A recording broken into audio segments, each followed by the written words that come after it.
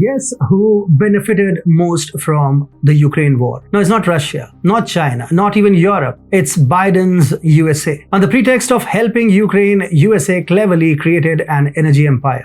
Alas, it couldn't escape Russian leader Vladimir Putin's eagle eyes. And now Putin has taken it upon himself to dismantle it. Hi and welcome to TFI Global, the foreign affairs and geopolitical analysis arm of the TFI Media Group.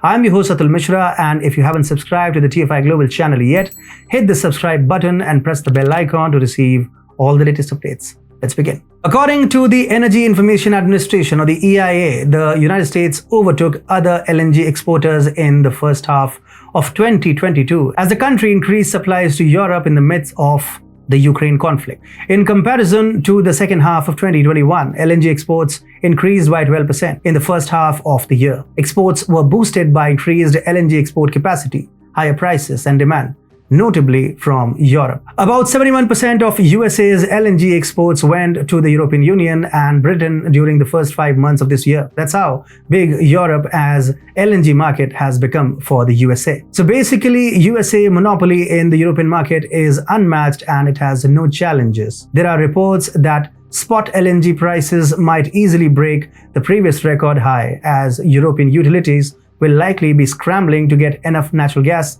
for the next winter peak demand season. They have no one but US to fall back on. We've already witnessed how Europe is struggling to get out of USA's clutches, and being over-dependent on USA's LNG gas is certainly not the way towards it. European leaders are already meeting at a conference in Prague on October 6th to create a body called the European Political Community, which will be dedicated to advancing security across the continent, a long-awaited step to come out of USA's shadow. Amidst this, a very significant upheaval has taken place. At the origin of Nord Stream gas pipeline in Vyborg, Russia, Gazprom has started producing liquefied natural gas, or LNG. This will directly challenge the USA's monopoly of LNG exports to Europe, since now Russia's major LNG exports go to Japan, South Korea and China. Gazprom confirmed earlier this month that the Nord Stream 1 pipeline will be shut down permanently. Europe will now need to find another source of energy to make up for this energy gap, as Nord Stream 2 was also banned this year by German authorities at the USA's request. The simplest replacement: LNG. LNG is the same fuel that travels via gas pipeline but is cooled to a liquid form to facilitate transportation by trucks or ships. LNG is substantially more expensive than pipe gas because of the procedure for cooling the gas down, as well as the infrastructure needed for delivery. Despite the higher price, a quarter of the LNG that Europe consumes comes from the US.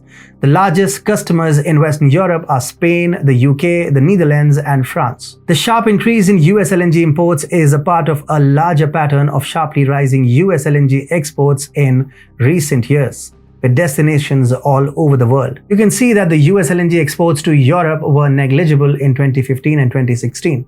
They have seen a dramatic rise in the last couple of years. So why is Portovaya being an important LNG terminal if Europe already depends on LNG? The answer is simple.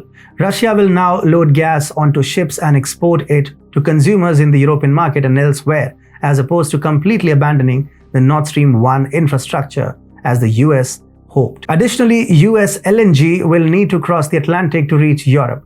Russia can supply all of these same nations considerably more easily from Vyborg, which is practically next door. As a result, LNG provided by Russia will probably be far less expensive than gas coming from the US. US will be rattled by the move. The US will view Russia's rapid entry into the European LNG market, which it aspires to dominate, as a serious threat, since the competition will drive prices down and provide Russia access to a number of new markets, since it would no longer be confined by pipelines. What will the US do to thwart the Russian LNG threat? Well, it will pressurize EU governments to impose sanctions on all Russian gas. Direct rivals must be eliminated if US LNG exports are to maintain their competitiveness on a long-term basis and strengthen the US dollar. However, these measures will almost surely cause widespread dissatisfaction when Europe approaches the chilly winter months and prices soar. putting a tremendous amount of burden on the EU. It is obvious that Biden administration's decision to cancel Nord Stream 2 was motivated by the fact that it was unable to maintain price parity with Russian gas shipped to Europe via pipeline and is now relying on USA's ability to do so by ship. At the end of the day, the EU is set to learn a very bitter lesson. In this US-dictated system of global imperialism, there's only one top dog, and playing the junior partner comes with a price: complete subjugation and sometimes annihilation. And with this one move, Russia will not only challenge Biden's LNG empire, but also US dollar's hegemony and its imperialism. At the moment, the Portovaya's max capacity won't be enough to compete, but it is the start of a significant shift toward a new paradigm.